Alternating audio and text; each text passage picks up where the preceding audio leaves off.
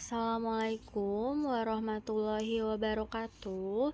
Saya akan menjelaskan untuk buku ketiga tentang teori dan praktik akuntansi pajak.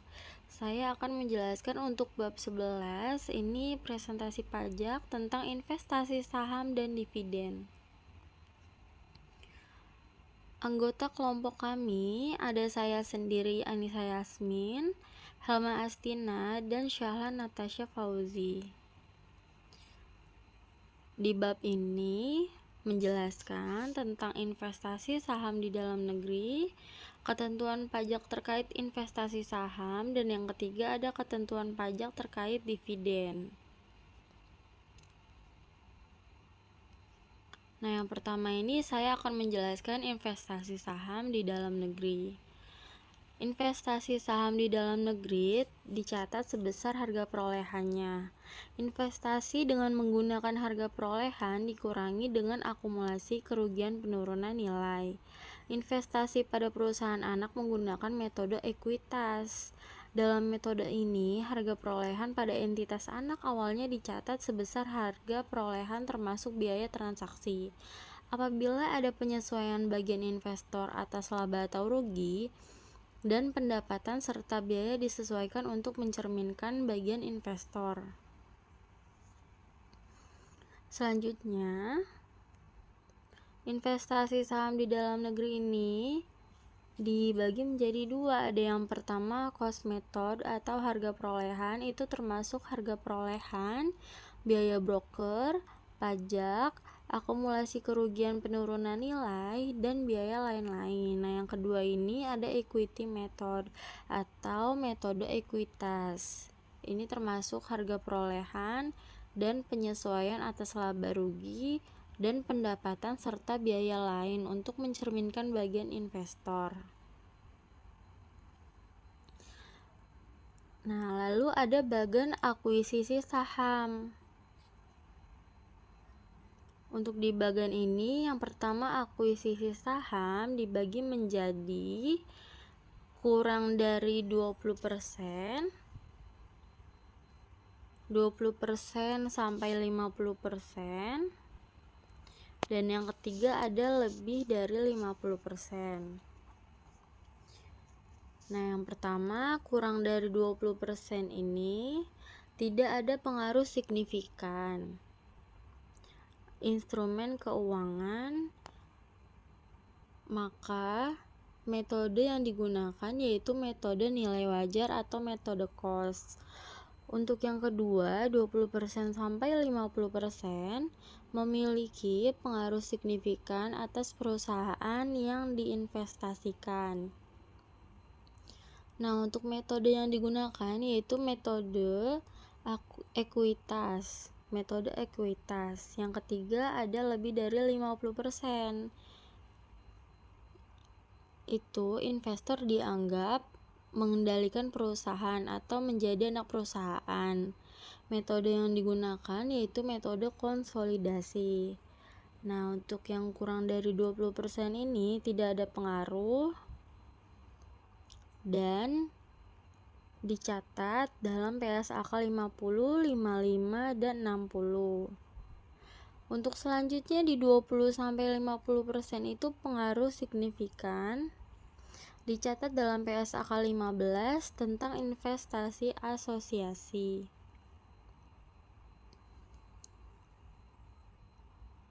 Untuk yang ketiga, lebih dari 50% dicatat dalam laporan keuangan sesuai PSAK 22 atau 38.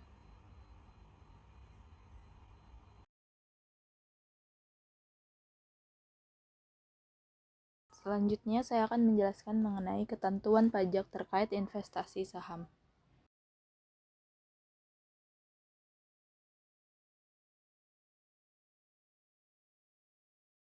Berikut merupakan matriks pemotongan PPh penjualan saham. Jika pihak penjual saham adalah subjek pajak dalam negeri dan pihak pembeli saham adalah subjek pajak dalam negeri maupun subjek pajak luar negeri, maka PPh tersebut masuk ke dalam penghasilan lain-lain dengan tarif PPh pasal 17 UU PPh.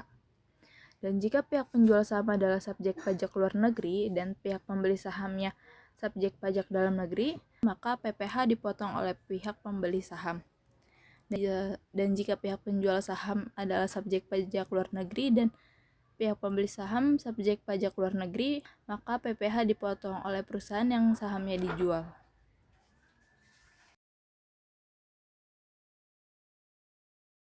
Besarnya PPh 26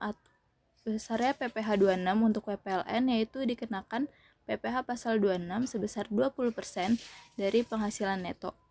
Penghasilan neto ditentukan sebesar 25% dari harga jual, sehingga besarnya PPh 26 adalah 20% dikali 25% atau 5% dari harga jual. PPh ini bersifat final. Jika PPLN berasal dari negara mitra P3B, yaitu Perjanjian Penghindaran Pajak Berganda, maka pemotongan PPh dapat menggunakan tarif khusus sesuai ketentuan dalam P3B. Namun, hak pemajakan tetap berada di pihak Indonesia bila berdasarkan P3B yang berlaku.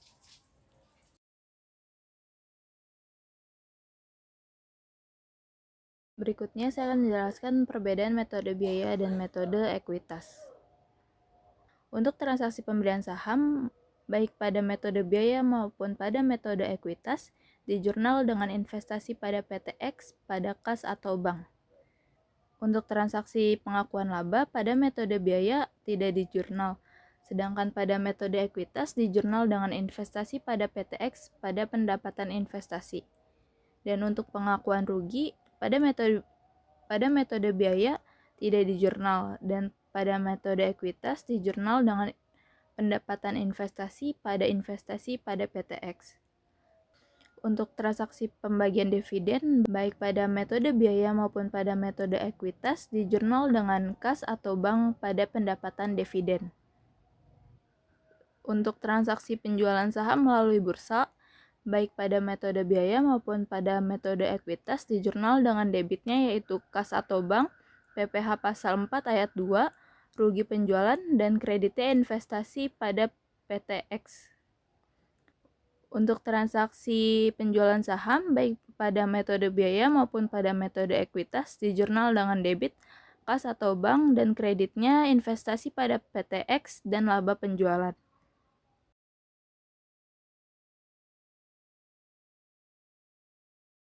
Materi selanjutnya adalah ketentuan pajak terkait dividen.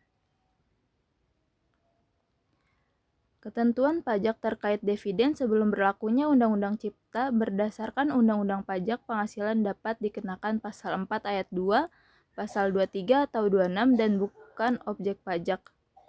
Perlakuan pajak atas dividen ditambahkan setelah berlakunya PP 55 tahun 2022.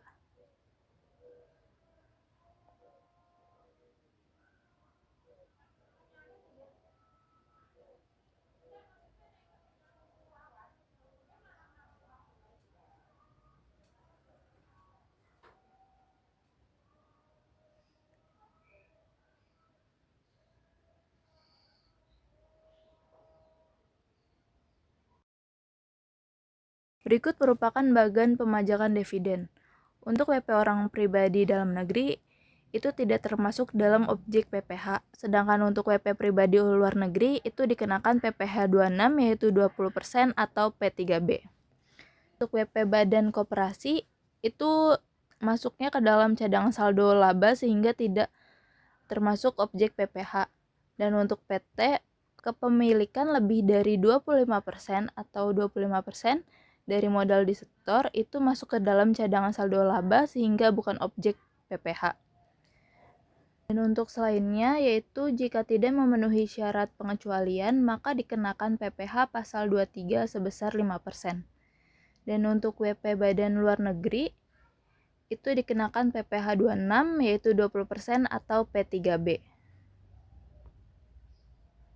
Selanjutnya, saya akan menjelaskan mengenai jenis penghasilan yang dapat dikecualikan dari objek pajak, yaitu dividen yang berasal dari dalam negeri maupun dari luar negeri, penghasilan lain berupa penghasilan setelah pajak dari bentuk usaha tetap di luar negeri, dan yang tidak melalui bentuk usaha tetap, yang memenuhi persyaratan tertentu.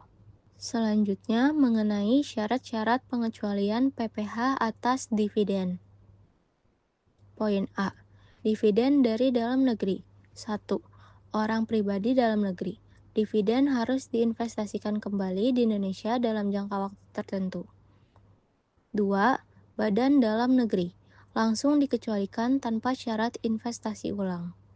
Poin B. Dividen dari luar negeri. Harus diinvestasikan di Indonesia dalam jangka waktu tertentu, baik oleh badan maupun orang pribadi. Poin C.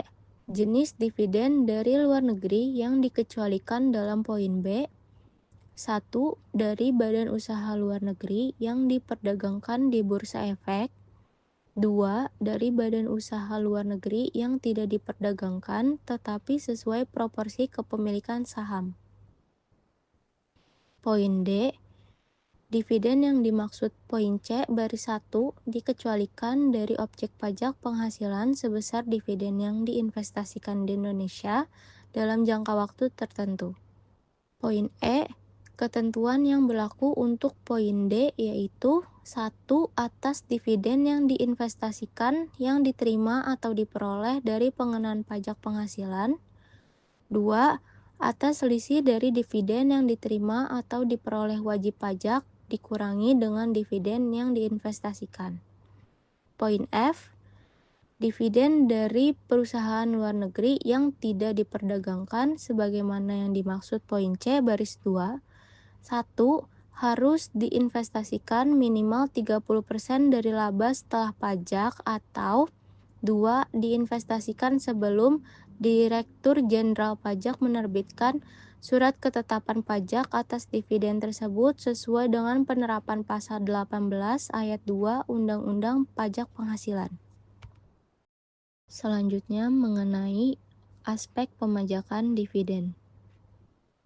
Penghasilan dividen berdasarkan Peraturan Pemerintah Nomor 55 Tahun 2022 terbagi menjadi dua, yaitu dividen dari dalam negeri dan dividen dari luar negeri.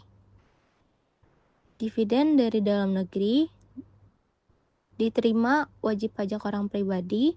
Dividen dikecualikan dari objek PPh dengan syarat diinvestasikan ke NKRI dalam waktu tertentu. Diterima wajib pajak badan. Dividen dikecualikan dari objek PPh. Untuk dividen dari luar negeri, dividen dari perusahaan yang terdaftar di bursa dikecualikan dari objek PPh sebesar dividen yang diinvestasikan ke wilayah NKRI. Dividen dari perusahaan non-bursa dikecualikan dari objek PPh dengan syarat diinvestasikan ke NKRI paling sedikit 30% dari laba setelah pajak atau sebelum diterbitkan SKP atau surat ketetapan pajak Pasal 18 ayat 2 Undang-Undang Pajak Penghasilan. Catatan tambahan, dividen yang dikecualikan merupakan dividen berdasarkan RUPS atau Rapat Umum Pemegang Saham atau pembagian dividen interim. Dividen dari dalam negeri yang diterima wajib pajak orang pribadi tidak memenuhi investasi, wajib menyetor sendiri PPh final terutang dengan tarif 10%. Sekian presentasi dari kelompok kami, semoga bermanfaat.